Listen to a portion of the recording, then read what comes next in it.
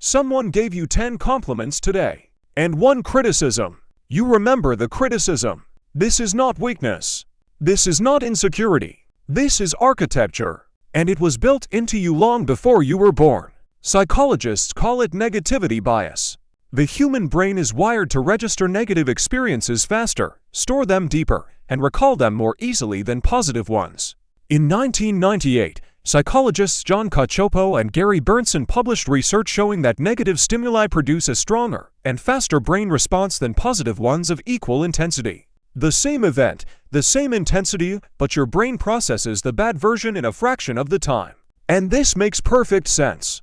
Because for 300,000 years, missing a threat killed you. Missing an opportunity just meant you stayed hungry. The brain learned to weight bad information more heavily than good. Not because it is pessimistic, because it is trying to keep you alive. But here is the problem. You no longer live in a savanna. The threats are different now, and the bias has no way of knowing that. A critical comment on your work, a cold tone in someone's voice, an unanswered message. Your amygdala treats these the same way it treated a leopard in the grass.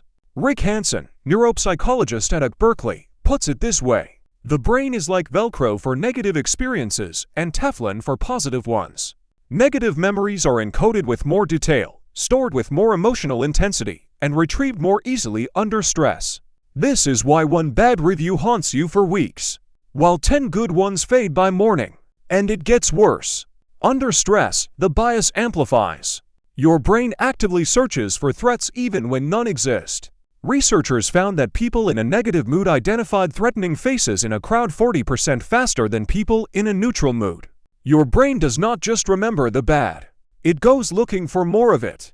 Because that is what kept your ancestors alive. Now add social media. Platforms algorithmically feed you content that triggers your negativity bias. Because negative content generates more engagement. A 2019 study found that negative news content on social media spreads 6 times faster than positive content. 6 times.